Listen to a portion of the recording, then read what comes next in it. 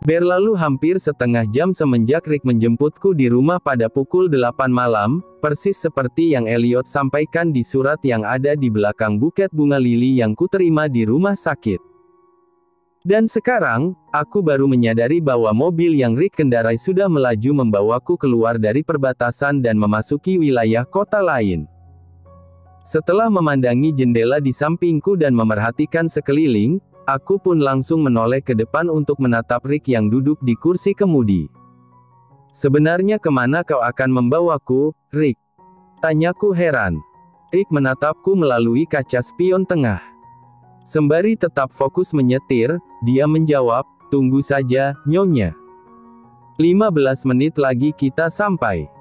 Kau tidak ingin memberitahu apa-apa tentang ini padaku?" Maksudku, apa tujuan Elliot menyuruhku menemuinya di luar? Kalau aku diizinkan memberitahu, aku pasti akan memberitahumu. Pak Elliot hanya menyuruhku untuk menjemputmu, lalu mengantarmu ke tempat yang kita tuju sekarang. Tapi, mungkin Pak Elliot hanya sedang ingin bermalam di luar rumah denganmu.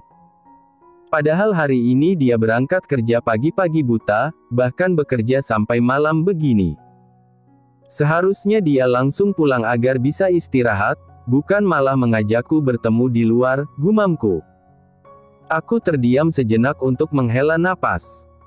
Sembari masih menatap Rick yang duduk di depanku, aku pun kembali bertanya, "Bukankah dia juga marah-marah padamu tadi pagi?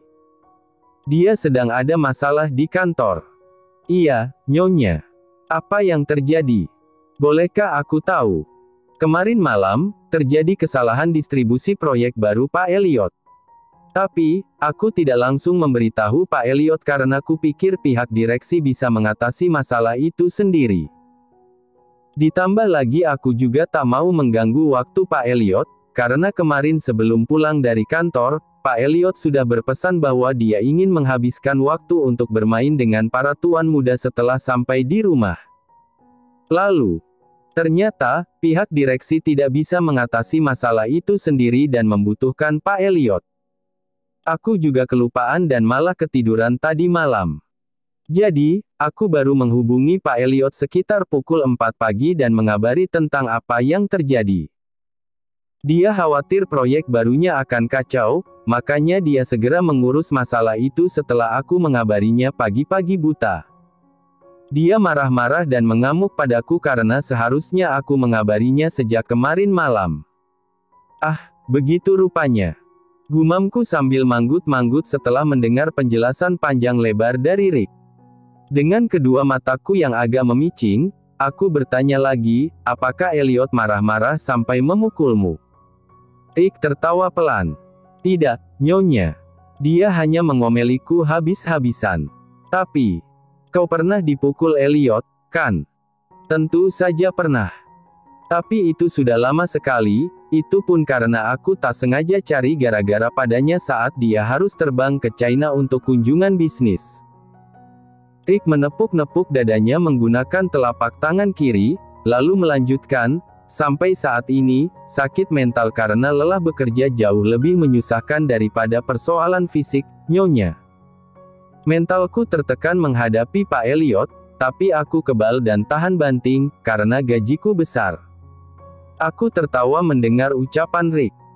Aku tahu dia hanya bercanda, tetapi apa yang dia katakan pasti sebenarnya juga fakta yang sangat valid. Lagi pula, semua pekerjaan memang punya tekanannya masing-masing. Apalagi sekretaris sekaligus asisten seorang CEO seperti Rick. Setelah hampir 1 jam berada di jalan, akhirnya mobil yang Rick kendarai tiba di depan sebuah bangunan yang sepertinya merupakan villa pribadi, letaknya dekat dengan tebing yang menghadap ke arah laut. Aku turun dari mobil dengan perasaan yang terheran-heran. Pandanganku menyapu seluruh penjuru bagian luar villa, kagum memandanginya. Terdapat banyak sekali tanaman hijau di sisi kanan dan kiri halaman, ada pula sebuah paviliun yang di sampingnya terdapat taman anak-anak. Aku menyimpulkan itu taman anak-anak, sebab di sana ada perosotan merah, 2 buah ayunan, jungkat-jungkit, dan area khusus bermain pasir. Bangunan utama villa memiliki bentuk yang sangat modern, kelihatannya memiliki 2 lantai, dan didominasi oleh kaca. Rick berjalan menuju pintu masuk sembari mengisyaratkanku agar ikut dengannya. Aku tentu mengiyakan dan langsung mengikuti sekretaris suamiku itu. Rick membukakan pintu sambil berkata, "Tunggulah di dalam, Nyonya. Pak Elliot mungkin akan sampai sebentar lagi." "Elliot belum ada di sini?" tanyaku dengan kening yang agak berkerut. "Belum. Tapi tunggu saja. Ada 2 penjaga villa yang berjaga di dekat gerbang, jadi jika kau membutuhkan sesuatu, panggil saja mereka. Di dapur ada bahan makanan yang lengkap, minuman pun juga tersedia dan bisa kau konsumsi jika haus," tutur Rick.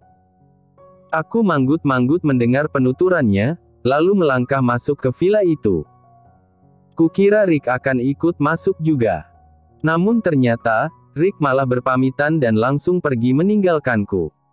Setelah kepergian Rick, aku berjalan maju untuk melihat-lihat villa yang cukup mewah ini. Bahkan barang-barangnya pun sangat lengkap. Mendapati letak tangga untuk akses ke lantai 2, aku pun menaikinya. Saat aku sampai di atas, berjalan sedikit ke kanan, aku tiba di ruangan yang sepertinya merupakan ruang santai.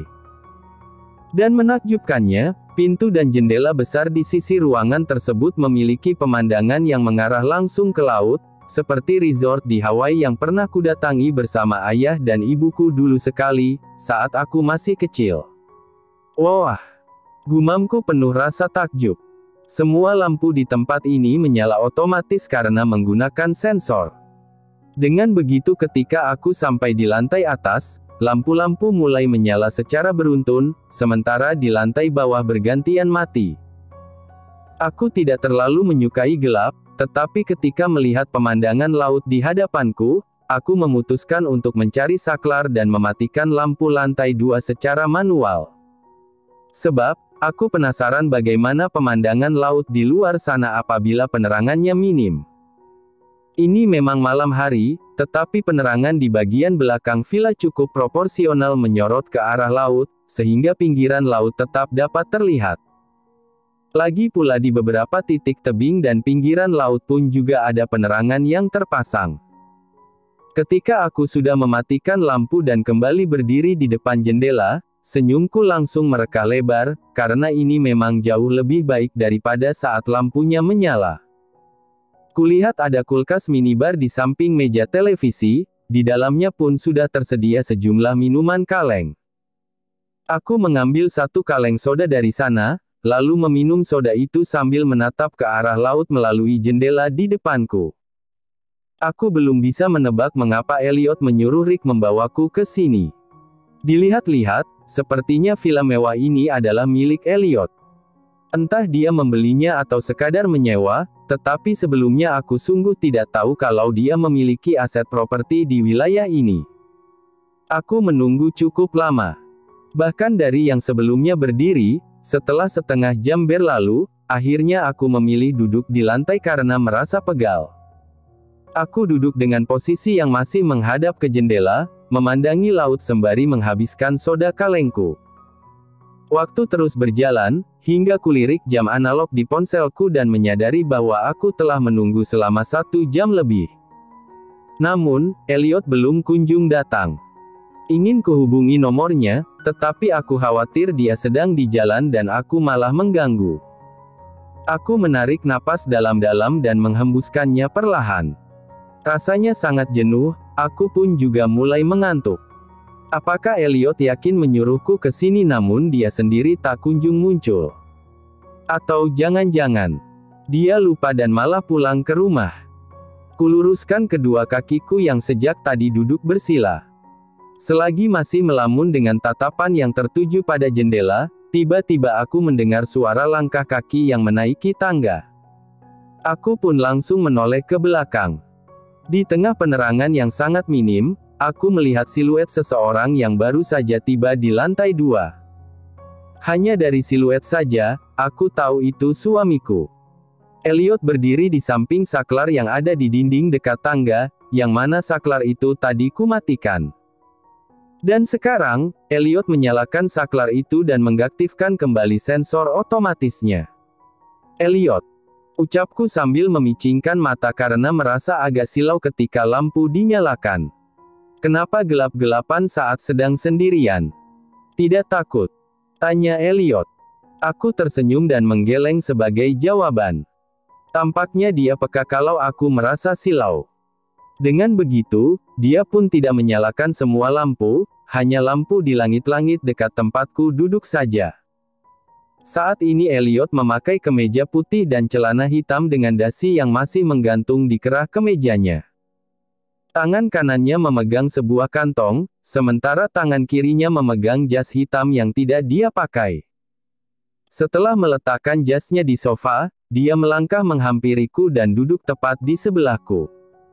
Apa aku membuatmu menunggu lama? Tanya Elliot. Sangat lama, 1 jam lebih. Kau kemana saja? Jawabku sambil sedikit bersungut-sungut. Elliot mengusap puncak kepalaku dan memberikan kecupan di keningku. Maaf, baby. Tadi masih ada yang harus kukerjakan. Aku juga terjebak macet saat dalam perjalanan ke sini. Aku memaafkanmu, karena menunggu sambil melihat laut di sana tidak terlalu buruk. Aku menjulurkan tangan kananku untuk menunjuk jendela. Kau suka? Sangat suka. Tapi omong-omong, ini villamu. Kau membelinya? Tidak, ini villa kita. Tapi secara kepemilikan, ini villamu. Aku membelikan villa ini untukmu, atas namamu juga. Aku mengerutkan kening, menatapnya terkejut.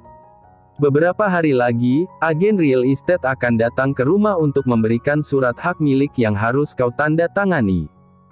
Aku tentu makin terkejut. Dengan keningku yang kian mengerut, aku menyahut, kau bercanda. Apakah wajah ini terlihat bercanda? Balas Elliot sambil menunjuk wajahnya sendiri.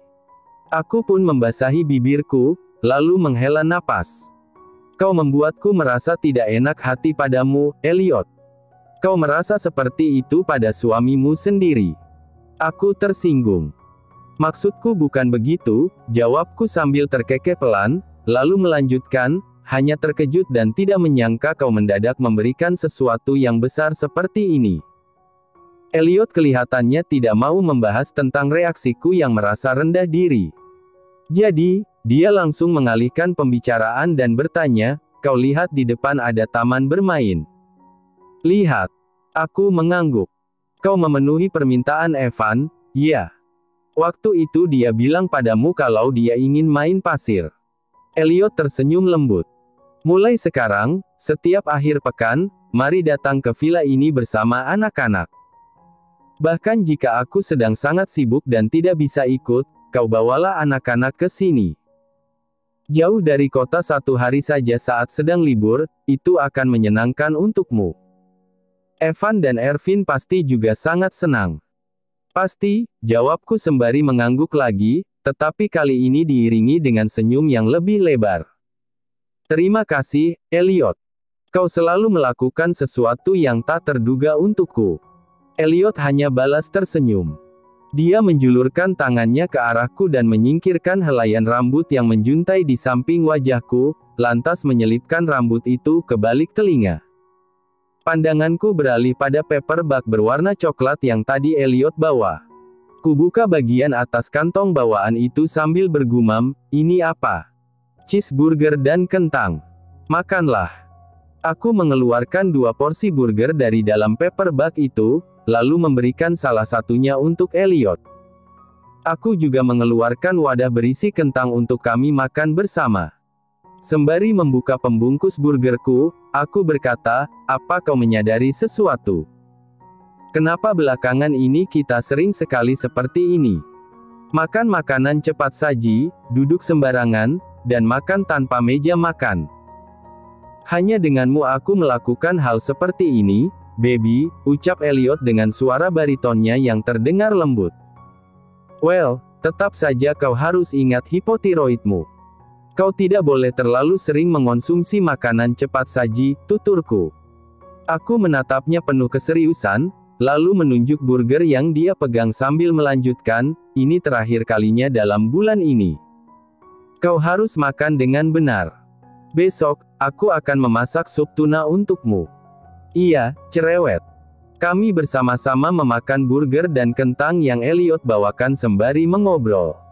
Elliot bertanya tentang anak-anak, apakah mereka sudah tidur saat aku datang ke sini atau belum. Dia juga berkata kalau malam ini kami akan menginap di villa ini saja, pulang besok pagi. Omong-omong, aku sudah bicara dengan kepala residen bedah saraf di Cornell Hill, ujarku. Setelah mengunyah kentang dan menelannya, aku melanjutkan, aku diizinkan untuk libur selama 1 minggu akhir bulan nanti. Tapi, bukan hanya untuk pergi ke London. Aku ada urusan lain yang sangat penting, makanya kepala residen mengizinkan. Urusan apa? Elliot mengernyit. Setelah pulang dari London, aku akan berangkat ke Kansas. Hanya 2 atau 3 hari saja, karena aku harus pergi ke kampus untuk mengurus beberapa hal terkait tesisku. Aku juga diminta mengisi sejumlah data, karena kemungkinan tahun depan aku sudah menyelesaikan masa residenku. Kernyitan di kening Elliot langsung pudar setelah aku menyebut Kansas. Dia tersenyum dan berkata, "Kau sibuk sekali, Dr. Lily. Tapi tak apa, itu sesuai rencanaku." "Apa maksudmu sesuai rencanamu?" "Kali ini, akulah yang mengernyit. Aku memang ingin mengajakmu ke Kansas setelah pulang dari London." "Begitukah? Untuk apa?" "Kau mau menemui Louis dan Nyonya Evelyn Sinclair. Kalau sempat, aku akan bertemu mereka. Tapi tujuan utamanya bukan itu." Elliot mengambil jas hitamnya yang tadi dia taruh di sofa dekat tempat kami duduk. Dia merogoh saku di bagian depan jas mahal tersebut, lalu mengeluarkan sesuatu dari sana. Aku pun memerhatikan tangan Elliot, lalu terdiam melihat benda yang kemudian dia sodorkan padaku. "Apa ini?" tanyaku. "Ambil dan lihatlah." Aku patuh. Setelah menyadari kalau itu adalah tiket VIP untuk konser Taylor Swift di Kansas, aku langsung menutup mulutku dengan telapak tangan kiri dan menjerit kencang. Aku tidak bisa mengontrol suaraku karena sangat kaget sekaligus girang. Astaga! Aku ingin menangis. Ya Tuhan! Elliot tertawa melihat reaksiku. "Dari mana kau mendapatkan ini? Bagaimana bisa? Bukankah semua tiketnya sudah habis terjual?" tanyaku dengan mata yang berair saat menatap tiket VIP yang kini ku pegang. "Kau lupa siapa suamimu, jawab Elliot. Aku menatapnya terharu, lalu langsung beringsut memeluknya dengan sangat erat. "Terima kasih, Elliot." Dia membalas pelukanku dan membelai rambutku saat dia tahu kalau aku betulan ingin menangis.